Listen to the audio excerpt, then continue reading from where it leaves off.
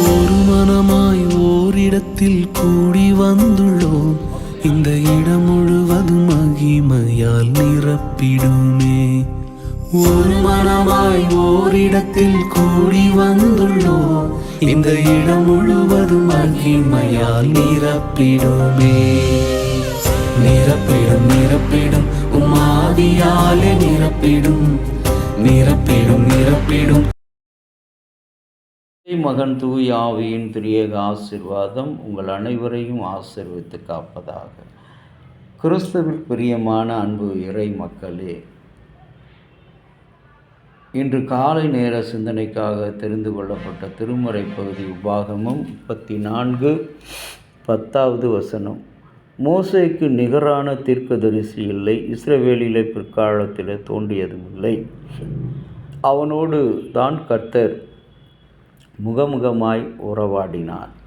அன்பு இறை மக்களே, இன்றைக்கு உலகத்திலே நாம் வாழும் பொழுது நம்மை முகத்துக்கு நேராக புகழ்கிற மக்களை பார்க்கிறோம். பல நேரங்களிலே நமக்கு முகத்துக்கு பின்னாலே நமக்காக பேசுகிற வசை சொற்கள், இழி சொற்கள், வெட்டுகின்ற குழிகளை நாம் பார்க்கிறோம். இன்றைக்கு மனிதன் அதைத்தான் செய்து கொண்டிருக்கிறான். முன்னால் ஒரு பேச்சும் பின்னால் ஒரு செயலும் ஒரு மனிதனுக்கு விரோதமாக. இன்றைக்கு ஊழியங்களில் பார்க்கும்போது, ஐயா உங்கள் பிரசங்கம் மிக மிக நன்றாக இருந்தது, அழகாக இருந்தது, அப்படி சொல்கிறான் என்று சொன்னால் அவனிடத்தில் விசுவாசம் இல்லை. உங்கள் பிரசங்கம் இல்லை, கர்த்தருடைய வார்த்தை நன்றாக கர்த்தர் பேசினார் என்று சொல்லி எந்த ஒரு விசுவாசி உங்களை புகழ்கிறானோ, கடவுளுடைய நாமத்தை மகிமைப்படுத்துகிறானோ அதுதான் உண்மை. இங்கே ஆண்டவராகிய கடவுள் இஸ்ரவேலை மக்கள் மத்தியிலே அவர் சொல்லுகிற காரியம், மோசேக்கு நிகரான தீர்க்கதரிசி இல்லை. எவ்வளோ பெரிய பணமான காரியம். இன்றைக்கு நாம் இறந்து போன நம்முடைய உறவினர்களுக்காக, நட்புகளுக்காக நாம் அவர்களுடைய நினைவு ஜெபக்கூட்டம் வைக்கிறோம். 40ஆம் நாள், 30ஆம் நாள், 16ஆம் நாள் என்று அந்த ஜெபக்கூட்டங்களிலே அவரை குறித்து மலை போல மாலைகள் அனைத்தையும் செய்து நாம் பெருமைப்படுத்தி பேசுகிறோம்.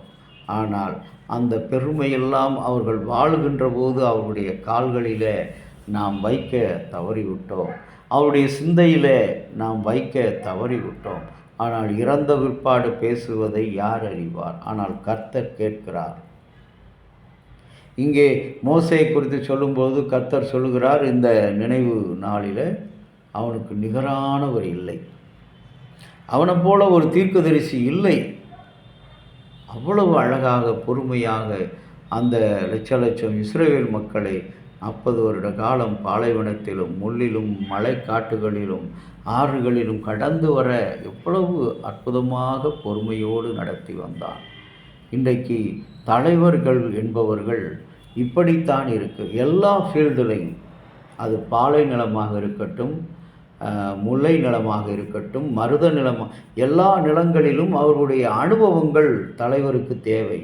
எல்லா ஃபீல்டுலையும் இன்றைக்கி நம்ம பார்க்குறோம். ஆவிக்குரிய வாழ்க்கையில் பைபிள் மாத்திரம், அந்த நாம் படித்த கல்வி மாத்திரம், அந்த ஃபீல்டில் மாத்திரம் நாம் இருக்கக்கூடாது.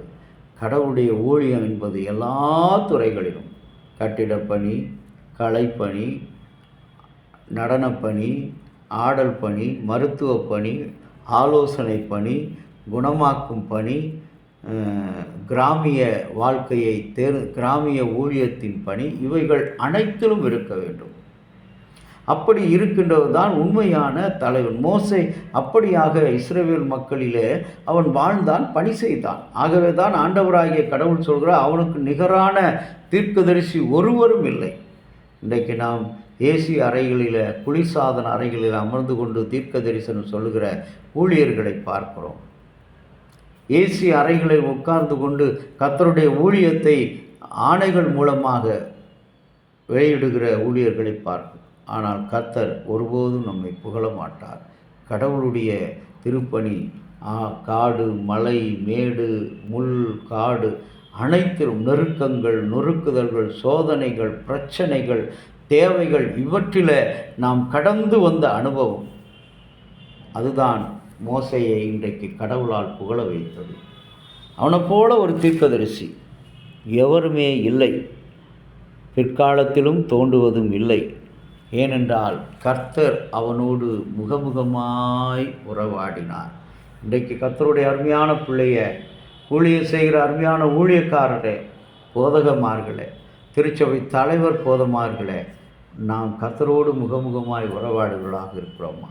நான் என்னுடைய அனுபவத்தில் அநேக நேரங்களில் கர்த்தரோடு முகமுகமாய் உறவாடின. ஆண்டவரே, நம்முடைய சித்தம் என்ன? இந்த ஞாயிற்றுக்கிழமை எதை சொல்லணும்னு நீங்கள் நினைக்கிறீங்க? இன்றைக்கி இந்த மனுஷனை பார்க்க போகிறேன், எதை சொல்லணும்? உம்முடைய சித்தம் என்ன?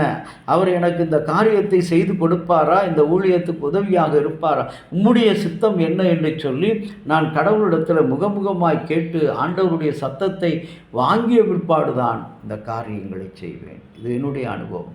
ஆகவே அன்பான இறை மக்களே, நாம் கலங்க வேண்டாம், திகைக்க வேண்டாம்.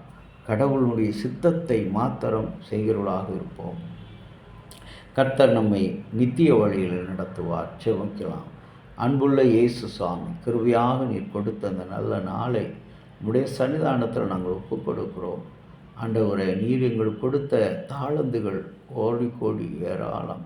அவற்றிலிருந்து ஒரு சிறு பகுதி உங்களிடத்தில் நாங்கள் படைக்கிறவர்களாக இன்றைக்கு அழைக்கப்படுகிறோம். இன்றைக்கு புதிதாக ஊழியத்துக்கு வந்திருக்கிற ஊழியர்கள் அனைவரும் இந்த ஆண்டவராகிய கடவுள் மோசையை பற்றி சாட்சி கொடுத்ததைப் போல இந்த புதிதாக எங்கள் திருச்சபைக்கு வருகிற ஊழியர்களை குறித்து ஆண்டவரே, நீர் சாட்சி கொடுக்கிற ஊழியர்களாக அவருடைய ஆவியினால் அபிஷேகம் செய்யும். அவர்கள் மூலமாக திருச்சபைக்கு நன்மை பெருக உதவி செய்யும். அன்புள்ள ஆண்டவரே, வருகின்ற புதிய பேராயருக்காக ஆண்டவரே, நல்ல ஒரு ஆவிக்குரிய கர்த்தரோடு முகமுகமாய் உறவாடக்கூடிய நல்ல தலைவரை, எல்லா ஃபீல்டிலையும் நல்ல அனுபவமிக்க தலைவரை எங்களுக்கு தந்தருளும். இறைமகன் இயேசுவின் வழியாக வேண்டுகிறோம் நல்ல பிதாவே, ஆமேன். தந்தையாகிய கடவுளின் அன்பு மைந்தராகிய இயேசுனுடைய அருளும் பரிசுத்த ஆவியின் நல்ல உறவும் பாதுகாப்பு உங்கள் அனைவரோடு இருப்பதாக. ஆமேன்.